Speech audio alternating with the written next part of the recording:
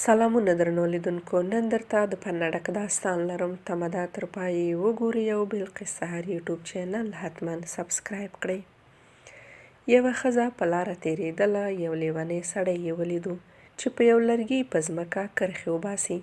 د ښځې په دې سړي رحم راغی او پوښتنه یې ترې وکړه چې څه کوي. لیوني ورته وویل چې د جنت نقشه جوړوم او پر برخو یې ویشم. ښځې وخندل. ښځې لیوني ته وویل چې آیا زه د جنت یوه برخه اخیستلی شم او قیمت یې څو روپۍ دی؟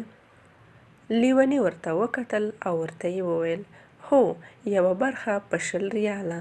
ښځې لیوني ته 20 ریاله او یوه څه ډوډۍ ورکړه او لاړه. ښځه په دغه شپه خوب ویني چې جنت کې ده. سهار یې خپل خاوند ته خوب ووایه او د لیوني کیسه یې ورته وکړه. د ښځې خاوند ولاړ او هغه لیوني ته ورغی چې د جنت یوه برخه ترې ځان لپاره واخلي. لیوني ته یې وویل چې غواړم د جنت یوه برخه واخلم، قیمت یې څومره دی؟ لیوني ځواب ورکړه نه یې خرڅوم. دې سړي تعجب وکړ چې پرون دې زما په ښځه په 20 روپۍ خرڅ کړه.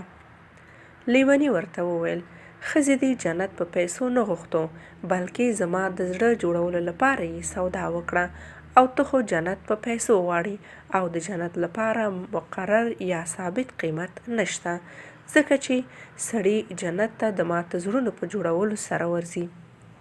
نو درنو لیدونکو، د خلکو زړونه مه ازاروئ، د خلکو زړونه وساتئ.